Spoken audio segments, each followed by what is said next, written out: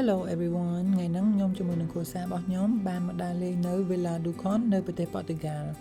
នេះគឺជាតំបន់មាត់សមុទ្រមួយដែលនៅជិតទីក្រុង Porto មែនទែនជិះប្រហែលតែ20ទៅ25នាទីនេះគ្រួសារយើងបានចំណាយពេលដើរមើលផ្ទះអ្នកនេសាទនៅតាមមាត់សមុទ្រហ្នឹងអង្គុយញ៉ាំកាហ្វេ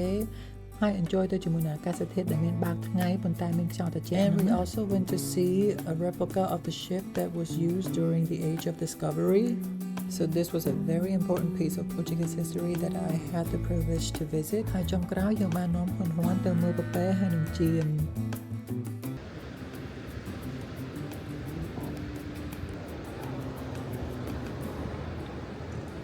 ថ្ងៃនេះយើងបានចាប់ផ្ដើមដោយធ្វើដំណើរពីផ្ទះរយៈពេលប្រហែលជា20ទៅ30នាទីមក Vila do Conde ដែលជាតំបន់មួយនៅជិតទីក្រុង Porto មានមាត់សមុទ្រហើយប្រជាជនគេមួយចំនួនប្រកបរបរនេសាទត្រីមួយចំនួនប្រកបរបរគ្រឿងសមុទ្រនិយាយទៅដោយស្រុកខ្មែរយើងដែរប៉ុន្តែនៅក្នុងរូបរាងខុសគ្នា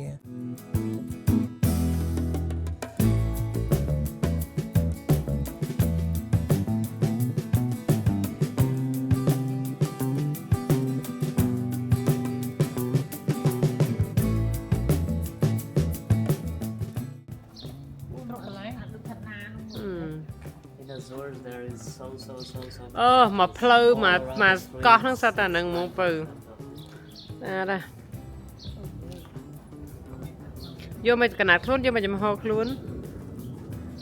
បន្ទាប់ពីបានដើរលេងនៅតំបន់គេមើលមាត់សមុទ្រមើលផ្កាមើលផ្ទះប្រជាជនគេមករយៈហើយគឺយើងរកកន្លែងមួយដើម្បីញ៉ាំអីរេស្តូរ៉ង់ហ្នឹងគឺនៅជិតមាត់សមុទ្រដែរហើយគេលក់ម្ហូបបែបគ្រឿងសមុទ្រអាំងនិយាយទៅគឺម្ហូបបែបប៉ូទុយហ្គាល់ហ្មងគ្រឿងសមុទ្រអាំងរបស់គេខុសពីយើងមិនទៅយើងគឺអាំងដោយមានអំបិលហើយមានម្ទេសមានខ្ទឹមមានគ្រឿងគឺថាយើងចូលចិត្តរសជាតិបែបដិតៗប៉ុន្តែនៅប៉ូទុយហ្គាល់គឺគេគ្រាន់តែអាំងសាបហើយញ៉ាំជាមួយនឹងអំបិលម្រេចជាមួយនឹងប្រេងអូលីវទេសមុទ្រមានសមុទ្រទេអានេះប្រទេសមួយទៅមួយសិននៅសមុទ្រ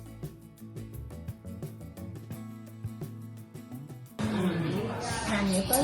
នៅតែមកវិញហ្នឹងមកខាងដីមកខាងសមុទ្រដូចជប៉ុនហ្នឹងមានសិតខ្ញុំបើសួរខ្លួនឯងថាតើចូលចិត្តរសជាតិមួយណាជាងចូលចិត្តរសជាតិដិតមានខ្ទឹមមានម្ទេសមានទឹកត្រីមានអីដូចនៅខ្មែរយើងឬក៏បែបសាបបែបនេះវាខុសគ្នាតាមកលៈទេសៈមកស្រុកគេញ៉ាំបែបគេមានអារម្មណ៍ថា fit ជាមួយនឹងបរិយាកាសប៉ុន្តែបើនៅកំពង់សោមញ៉ាំគ្រឿងសមុទ្រខ្ញុំសុំទឹកត្រីកោះកុងហ្នឹងណាញ៉ាំបែបនោះបានស័ក្តិសមជាមួយនឹងបរិយាកាសស្រុកយើងហើយឥឡូវនេះគឺយើងដល់វគ្គបង្អែមម្ដងហើយlại chơi cái lý cho cái nặng tất ấy rồi ở đây tất đây để trên con tất đây có vô cái đá này tu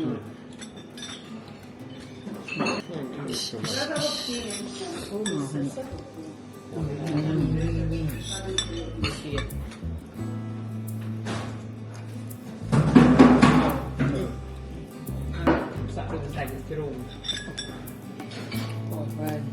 នេះគឺជាធីរ៉ាមីស៊ូដែលខ្ញុំកំពុងញ៉ាំហ្នឹងគេអត់ប្រើកាហ្វេប៉ុន្តែគេប្រើជា jam វិញរសជាតិវាមួយយ៉ាងដែរ I think what they put is homemade jam so it's not super sweet បន្ទាប់មកគឺ chocolate pudding នៅក្នុងកែវដ៏តូចមួយហើយគេបានធ្វើវាថ្មីចំនួនតិចទេអញ្ចឹងទៅយើងអត់ញ៉ាំរបស់ដែរគេធ្វើទុកយូរហើយដោយសារតែ restaurant ហ្នឹងគឺតូចហើយរបៀប family ហើយមានមនុស្សពេញប៉ុន្តែអត់មានភាពញ៉ៃញ៉ៃហើយមួយទៀតដោយសារតែយើងនៅជាមួយគ្រួសារយើងផងញ៉ាំម្ហូប homemade ផងមានអារម្មណ៍ថា cozy ហើយកក់ក្ដៅមែនតើហើយអារម្មណ៍មួយទៀតហ្នឹងគឺឆ្អែតឡើងចង់បែកពោះហ្មងពីព្រោះអីអានេះបន្តិចអានោះបន្តិចប្រហើយនេះប្រហើយនោះទោះតែពេលដែលងើបឈរដើរបានដឹងថាតឹងពោះប៉ុណ្ណាមករៀនដីនេះនេះដើរតាមទីនេះទេ3លាក់8គ្នាអា9 10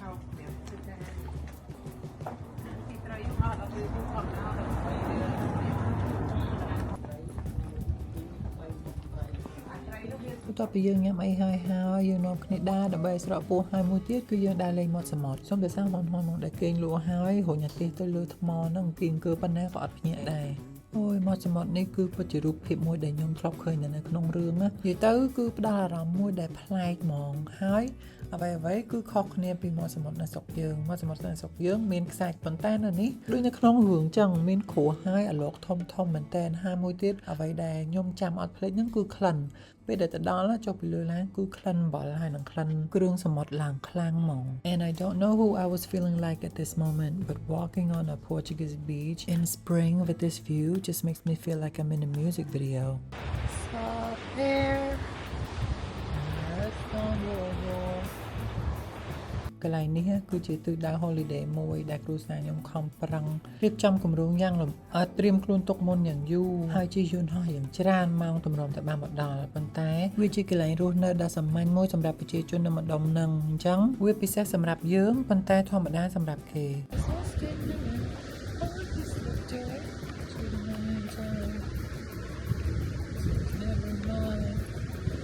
ហើយសម្រាប់បងស្រីទី2ខ្ញុំនេះគឺជាកន្លែងមួយដែលគាត់អាចជិះមកលេងបាននៅថ្ងៃសម្រាប់ពីការងារដោយប្រើពេលតែ20ទៅ30នាទីឯង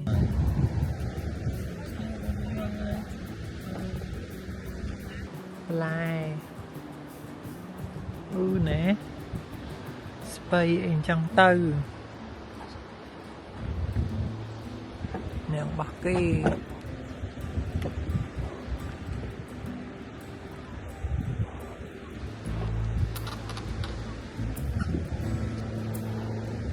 បន្ទាប់ពីបានដើរមើលសមុទ្របានមកជុំហើយក៏យើងដើរចូលទៅក្នុង neighborhood របស់គេដើម្បីទៅរកកាហ្វេមួយប៉ុន្តែមុននឹងទៅដល់កាហ្វេហ្នឹងគឺយើងមានឱកាសបានមើលការរៀបចំផ្ទះបានមើលផ្លូវរបស់គេហើយយើងក៏បានមើលផ្កាដែលមានសម្រស់ស្រស់ស្អាតជាងគេហើយនឹងមានច្រើនមែនទែននៅប្រទេសប៉ូទុយហ្គាល់ពេលហ្នឹងគឺជាផ្កាមួយប្រភេទដែលនៅស្រុកខ្មែរយើងមានតម្លៃខ្ពស់មែនទែនប៉ុន្តែនៅប៉ូទុយហ្គាល់ដុះពីពេញទីកន្លែងតាមដងផ្លូវតាមកន្លែងដែលគេបោះបង់ចោលដែលអត់មានអ្នកគេខ្វាយខ្វល់ពីវាគឺផ្កា hydrangea នៅខ្មែរយើងគេហៅថាផ្កា hortensia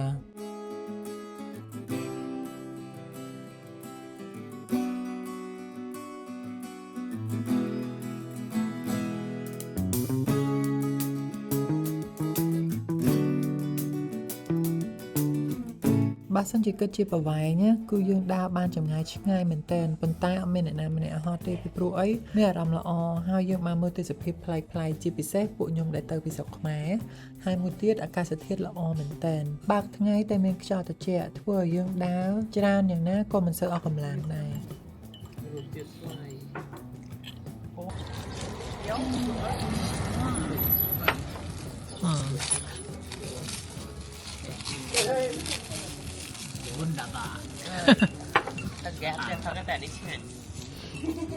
This is my favorite kind of place. A coffee shop with ice cream in a beach town. We're sitting down to take a breather, debrief of what we saw on the way here, having a family moment. My little nephew is taking a nap in his stroller behind me next to his mom, watching people pass us by, sitting around other tourists, and I know that we are enjoying this moment and this scenery from a different perspective, and that's what makes this moment very, very beautiful and unique. And now that I got served my coffee order, it's a cappuccino. I'm going to add with just a tiny bit of sugar. Stir it well. I'm going to slowly enjoy this coffee and enjoy this moment with my family.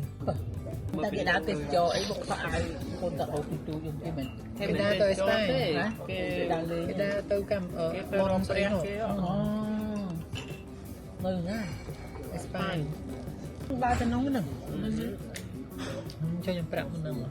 mà tất biệt tất ấy không? Phần tay hiện miền không ai. Hai bị khai ác không nổ. Không đâu đâu. Dương một cái miền này.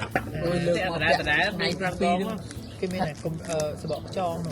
Nó xây nhà cái kia nó. Phải phụ nâng đá tay mà nổ đây nâng phụ mà. Này cái trong.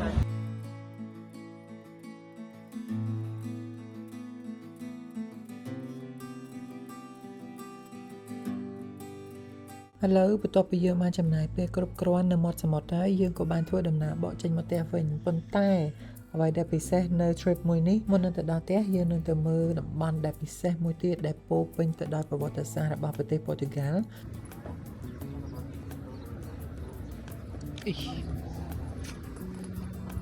Cô từ nhà này tranh tu tư Discover môn kế từ đòn đi từ đòn ấy đó.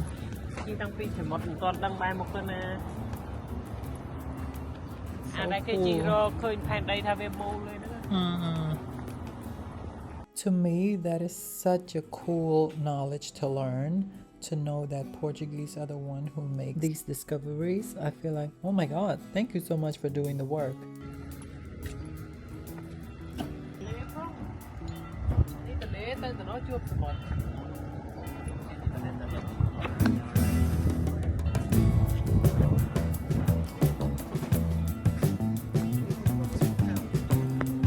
Oh yeah.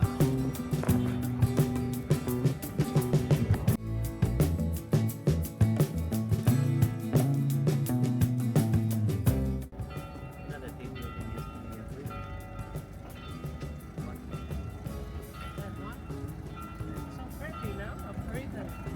And it's all cocoa. ហើយកប៉ាល់នៅខាងមុខយើងហ្នឹងណាគឺជាកប៉ាល់ដែលគេធ្វើឡើងវិញឯដើម្បីតម្រាប់តាមកប៉ាល់ពិតៗកាលពីសតវត្សទី16ជនជាតិប៉ូទុយហ្គាល់ហ្នឹងកាលពីជំនាន់ហ្នឹងគាត់បានជិះកប៉ាល់បែបហ្នឹងឆ្លងសមុទ្រអាត្លង់តិកដើម្បីរកទឹកដីថ្មីរកទ្វីបថ្មីហើយរកផ្លូវសម្រាប់គេជិះទៅវិញទៅមកដើម្បីដឹកជញ្ជូនទំនិញអីអញ្ចឹងទៅណា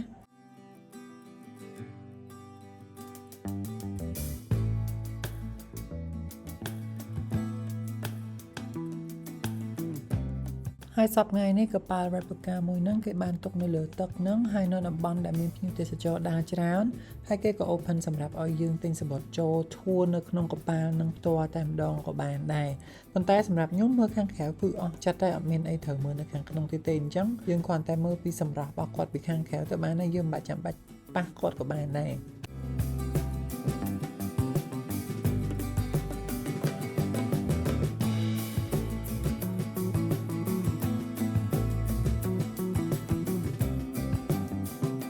តាមខ្ញុំចាំនៅពេលនោះផ្ទាល់ទោះបីជាមានតែកប៉ាល់នឹងមួយក៏ដោយដែលជា tourist attraction ប៉ុន្តែសម្រាប់ខ្ញុំអ្វីៗទាំងអស់នៅទីតាំងថ្មីនៅប្រទេសផ្សេងនៅកន្លែងដែលខ្ញុំអត់ធ្លាប់ស្គាល់គឺវាជា attraction ទាំងអស់អញ្ចឹងពេលដែលមើលកប៉ាល់នឹងហើយបងស្រីខ្ញុំហើយនឹងស្វាមីគាត់បាននាំខ្ញុំដើរទៅចូលកាត់តំបន់ដែលគេរស់នៅមើលផ្ទះមើលផ្លូវមើលការរៀបចំតំបន់របស់គេទោះបីជាប៉ុណ្ណឹងអត់មានអីជា tourist attraction ក៏ខ្ញុំចាប់អារម្មណ៍ដែរពីព្រោះអី ការរស់នៅគឺខុសពីយើងអញ្ចឹងអ្វីដែលថ្មីគឺខ្ញុំចង់ស្វែងយល់ពីវា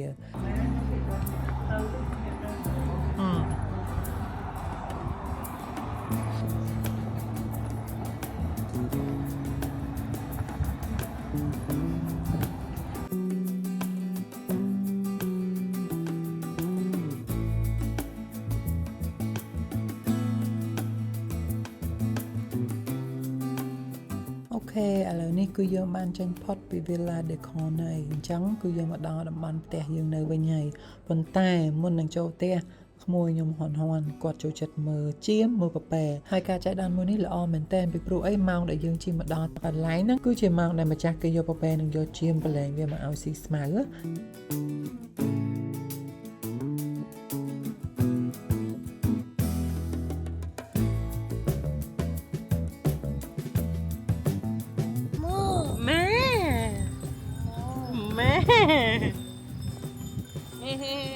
bà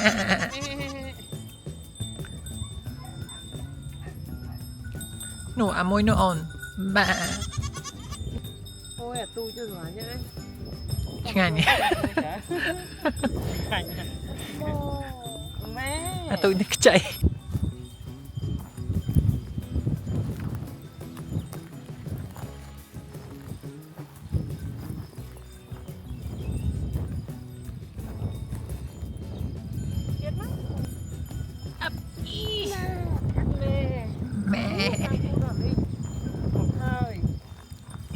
no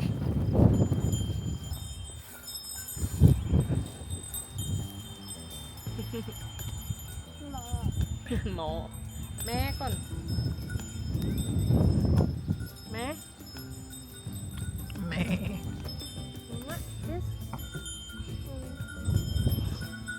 kiss goodbye done done kiss rồi mẹ mình men mò tê it's a mẹ and it's a mẹ not a mo